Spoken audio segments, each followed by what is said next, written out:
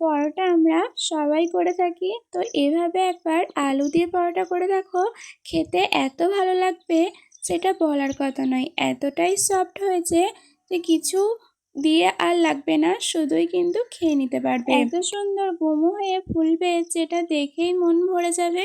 খেতে তো অনেক সুন্দর লাগবে।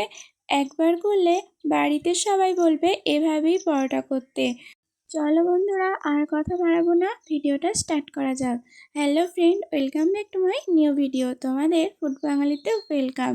আজকে তোমার সামনে নিয়ে চলে এসেছি নরম তুলতুলে আলুর পরোটা।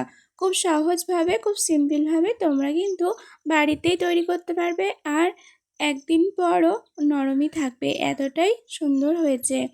তো দেখো, আমি এখানে সিদ্ধ আলু নিয়েছি কতগুলো। সিদ্ধ আলুটা ভালোভাবে ম্যাশ করে নিয়েছি। এবার একটা প্যান চাপিয়ে দিয়েছি, সেখানে কিছুটা রিফাইন অয়েল দিয়েছি, জিরে দিয়েছি, আর একটা শুকনো মরিচ, আর একটা ছোট্ট তেজপাতা দিয়েছি ফ্লেভারটা ভালো লাগার জন্য।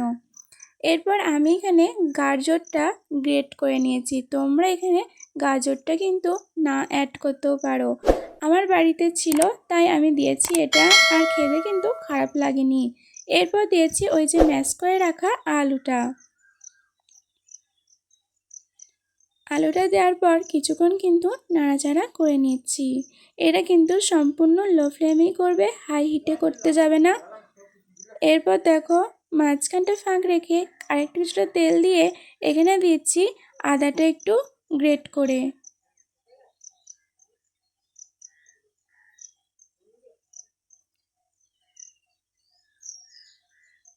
দেখো, আবারও কিন্তু সম্পূর্ণটা মিক্স করে নিচ্ছি। এরপর কিছু দেখো উপকরণ দিচ্ছি। এখানে হলুদ দিয়েছি, নুন দিয়েছি পরিমাণ মতো, জিরে গুঁড়ো দিয়েছি, হলুদ গুঁড়ো, লাল মরিচ পাউডার, আর দিচ্ছি মিট মশলা। ব্যাস এই কটা উপকরণই দিচ্ছি। আর হ্যাঁ, স্বাদ মতন কিন্তু অল্প একটু চিনিও অ্যাড করেছি, যাতে খেতে কিন্তু অনেক সুন্দর লাগে তার জন্য।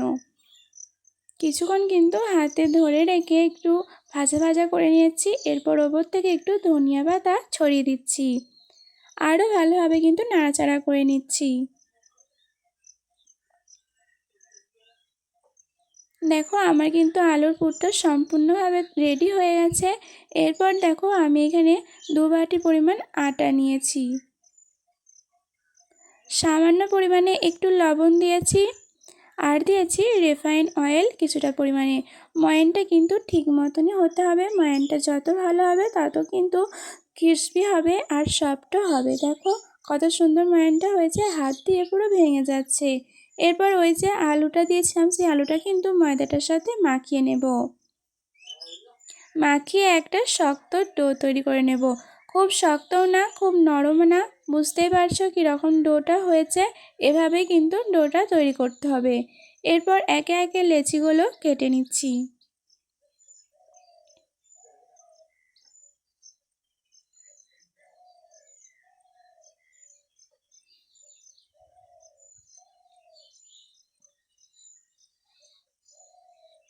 এরপর কিন্তু একে একে বিলে নিচ্ছি।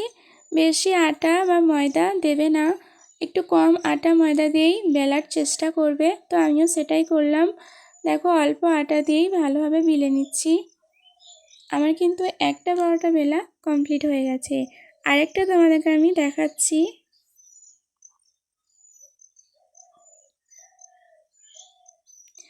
পাশেতে কিন্তু প্যানটা আমি আগে থেকে গরম করতে দিয়েছিলাম।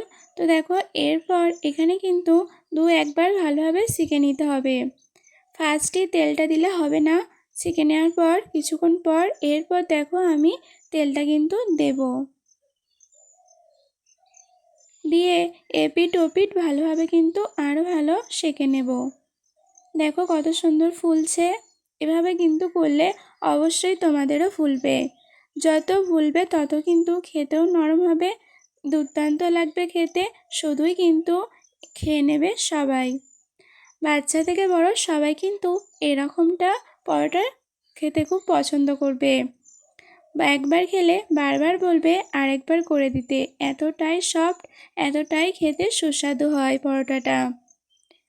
একবার তোমরা বাড়িতে বানিয়ে দেখবে, আশা করছি তোমাদের অনেক ভালো লাগবে। আর বন্ধুরা, তোমরা এত কম টাইমে যে আমাকে যে পরিমাণে ভালোবাসা দিচ্ছ, আমি সত্যিই ভাবিনি যে তোমরা এত পরিমাণে আমাকে ভালোবাসাটা দেবে।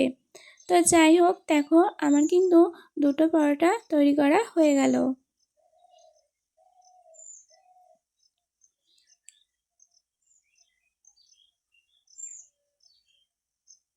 এরপর তোমাদেরকে দেখায় যে কতটা সফট হয়েছে পরোটাটা। আমি কিন্তু গরম গরম তুলে কিন্তু দেখাচ্ছি না তোমাদেরকে, কিছুক্ষণ ঠান্ডা হওয়ার পরই কিন্তু দেখাচ্ছি। দেখো পুরো রুমালের মতন ভাঁজ হয়ে যাচ্ছে। ভাঁজ হয়ে যাওয়ার পরও কিন্তু ফাটছেও না, কিচ্ছু হচ্ছে না, এতটাই সফট একটা রুমালের মতন হয়ে গেছিলো। এরপর তোমাদের কেটে দেখাচ্ছি। দেখো বন্ধুরা, তোমাদের যদি ভিডিওটা ভালো লেগে থাকে লাইক কমেন্ট শেয়ার সাবস্ক্রাইব করে আমার পাশে থাকবে। নতুন বন্ধু হলে সাবস্ক্রাইব করে দিও। আজকেকার মতন এই পর্যন্তই, টাটা।